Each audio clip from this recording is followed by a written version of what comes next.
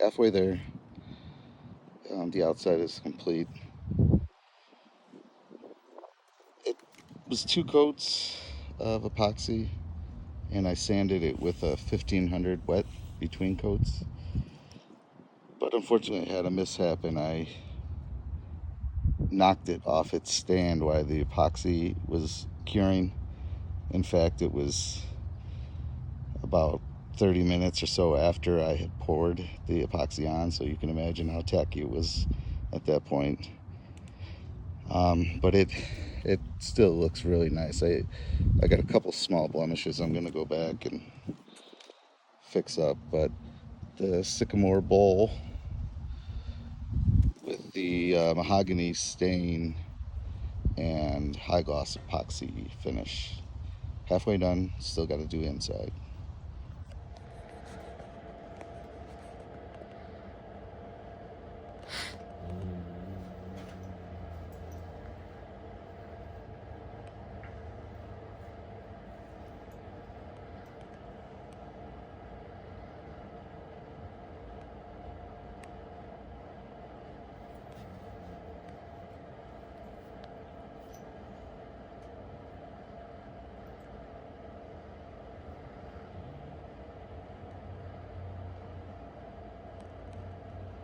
Bones. That's not nice to do.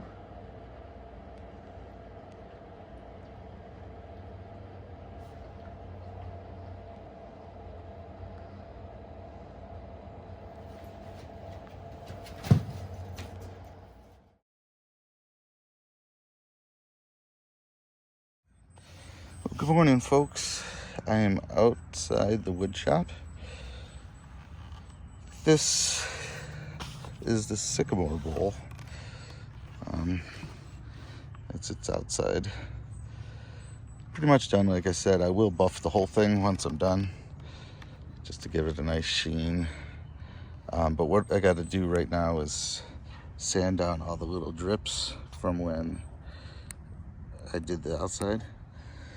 I'm gonna sand all those off, and then I'll sand the inside of the bowl, and I'll come back and talk to you guys after I do that. So let me get started. Well, it is something spectacular today, that's for sure.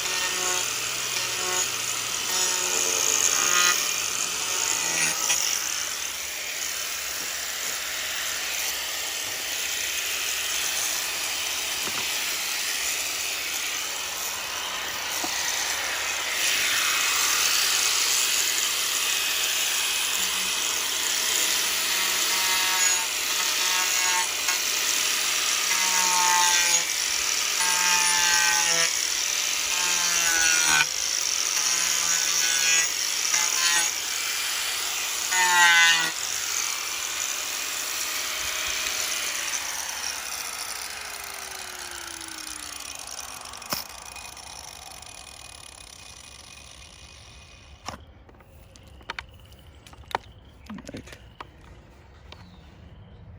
So it's a little too aggressive for what I'm about to do, so I'm gonna go get my little mouse sander.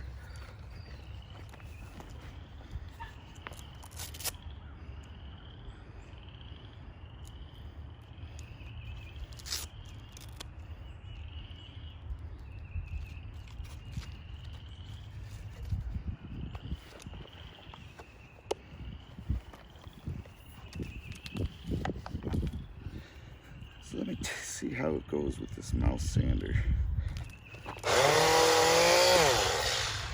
One thing I don't like is it doesn't have a lot of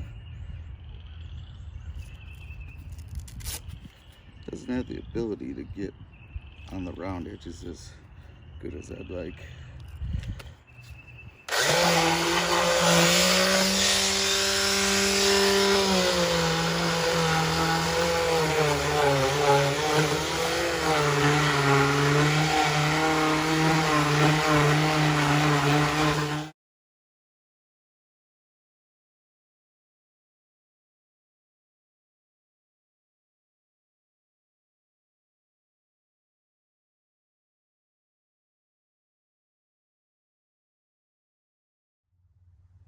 Well, that's the inside stained. I sanded it as well, not as best as I could, but I sanded it to where I felt it was sufficient. I wanted the inside to be a little more rustic looking.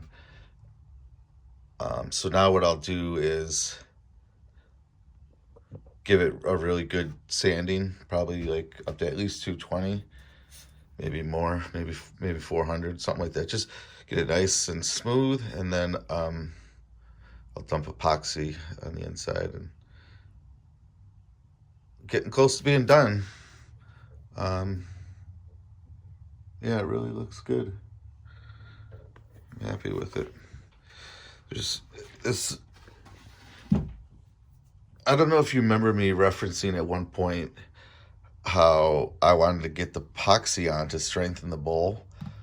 Well, I didn't have any calipers big enough to go all the way around to measure my thickness right here. But once I got the epoxy on, I was kind of feeling things around, and I could feel that this was very thin. Like the one node out of there's almost looks like there's 4 nodes here. But this one here is the one that feels very weak. And I'll flip it over if I can with one hand. Okay, and that's this bottom one down here, and it's very thin. I'd say it's probably 1/4 of an inch thin or thick, however you want to say that. But yeah, it's gonna look good. So we'll get. I don't think, actually, I'm not gonna sand right now. I just got out of the shower and I don't feel like getting dirty. So I'll probably just chill for tonight, and then tomorrow morning I'll start sanding. And this should be a chilly willy. It's in the 30s this morning, chilly in the shop. But I'm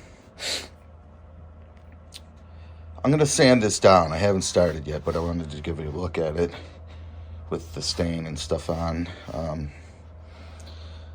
Yeah, so I'll sand it probably, I don't know, 200 to maybe 400, and then I'll pour epoxy. So I'll do video of that today and combine it with what I already got recorded. So let me get started.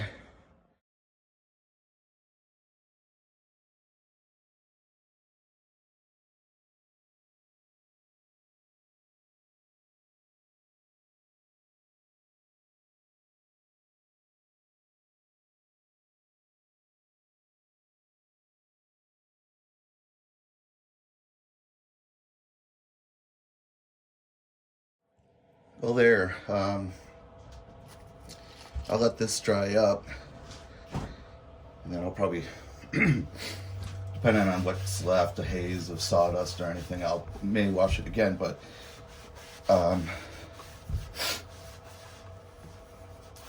most likely the next step will be epoxy once this dries up nice.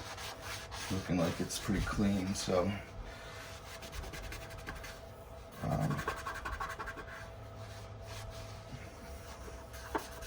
yeah. So we'll probably, like I said, give it a couple hours, dry up really well, and then I'll pour some epoxy in there. And this will be the first time I've done the inside of a bowl with epoxy, so we'll see how well it goes.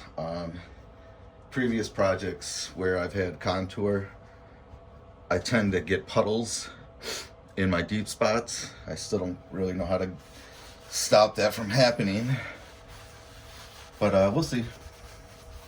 Maybe I'll have a little more luck with this bowl. The last one that I had issue with was a flag, so we'll see. Get a little piece of this 400 off. There is something right here, this little seam. This does not seam or finished well for me for some reason.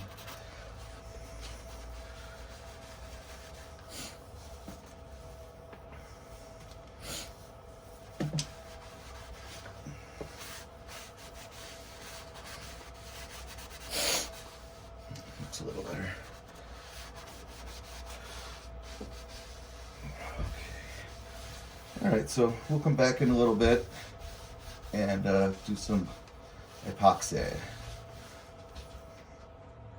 on the edge.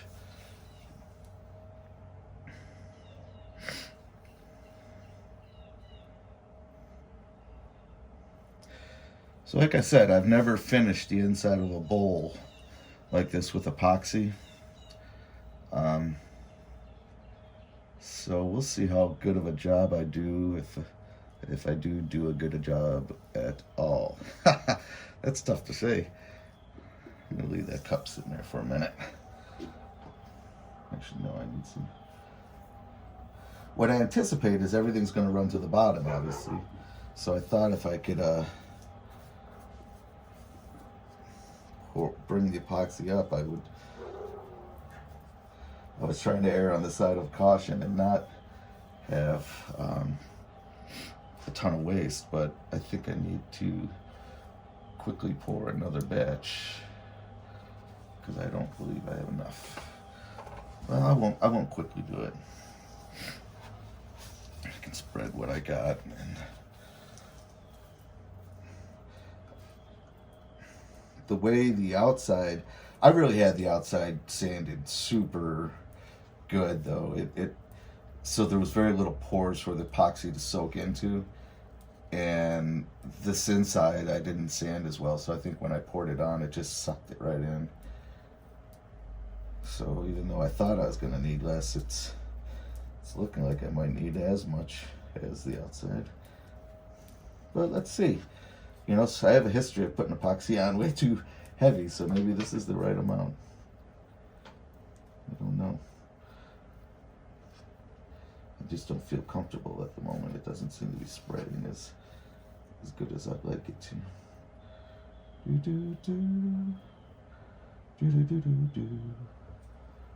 Part of it is probably the sponge brush. It might be easier to do this with a piece of plastic, where you don't lose the epoxy into the sponge brush.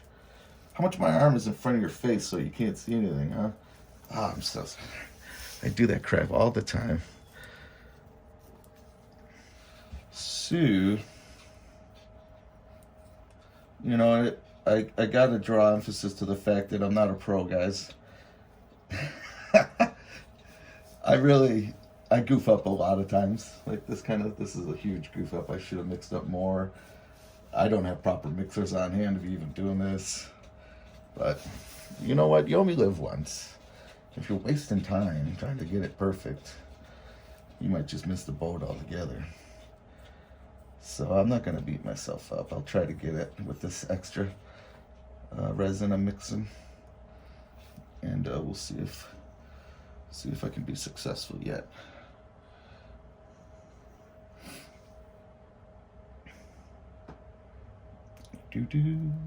I was worried about that because, you know, as the epoxy cures, it drips and slowly runs down to the bottom. And there's a period where it becomes elastic and plastic, and it's no longer really fluid. And when that happens, you know, the epoxy's basically gonna settle wherever it wants to. And because if you monkey with it, you're gonna have some wicked marks, you know, some mountain peaks and things like that you would get from really tacky paint, almost, if you can envision that. So it gets down in the bottom, and then you can't do nothing about it, and it's like, uh-oh. And this is a weird phenomenon I seem to encounter, where one little spot of the wood won't accept epoxy properly. The epoxy doesn't bond, and it almost washes off like like there's grease or something under it. You know how grease on something would repel water as it went over it. That's kind of what it seems like.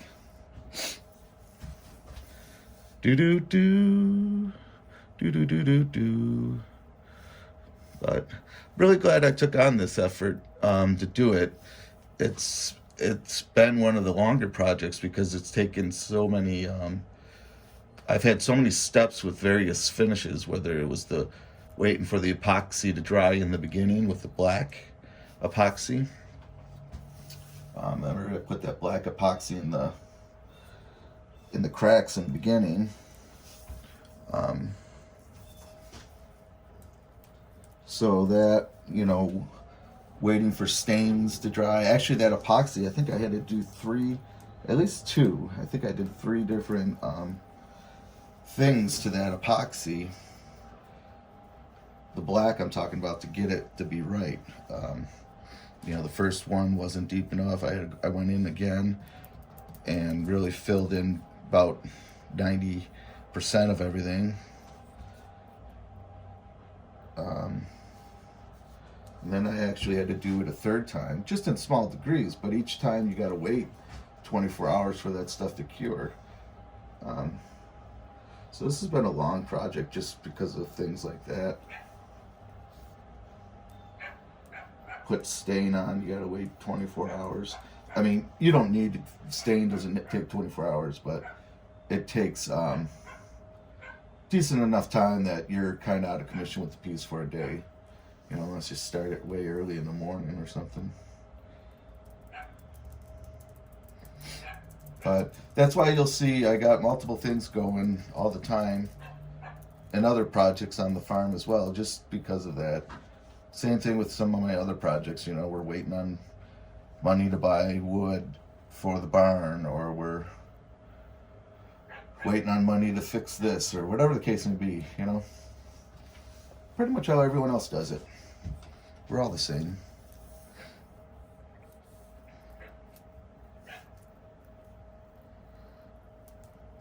So now I'm just going to give it a quick wipe down and try to spread all the epoxy as evenly as I can. Like I said, it's definitely going to run down into the center and pool at the end of it.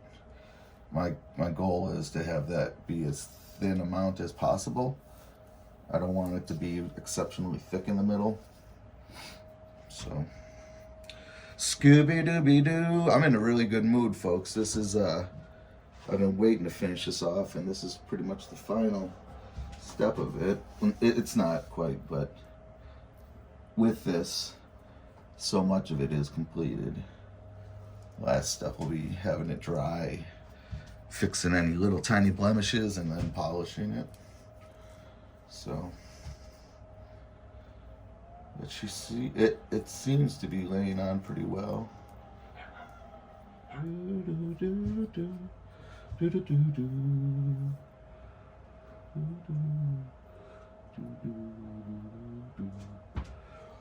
All our love is like a song.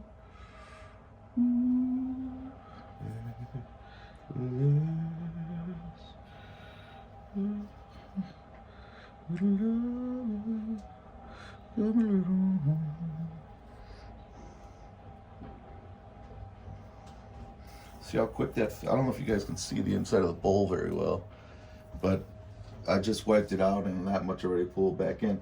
So I'll play that game for a little bit where I just scoop out the extra that's pooling, and it's still pretty fluid, so the epoxy is going to run down quite a bit. I imagine. Do.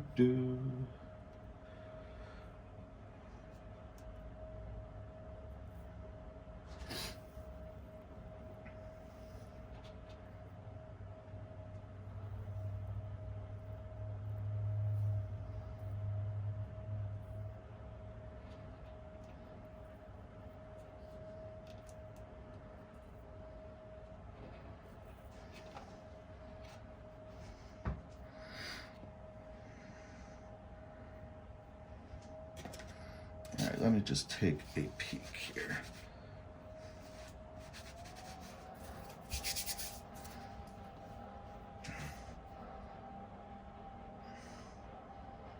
These edges are what I'm looking at, is just to make sure I overlap the epoxy and I don't get really any weird like drips or anything like that.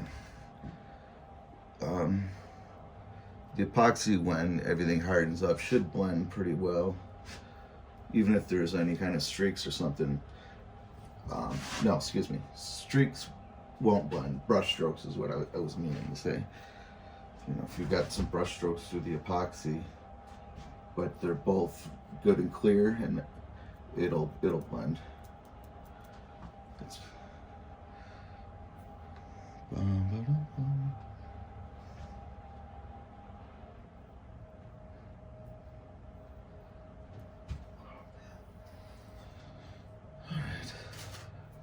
I think that's good for now. So here we are. I'll just babysit it now for a little bit, and as bubbles pop up, I'll just use the torch, and I just pop them. You heat it up, just hit it with the flame real fast, and the bubbles will pop.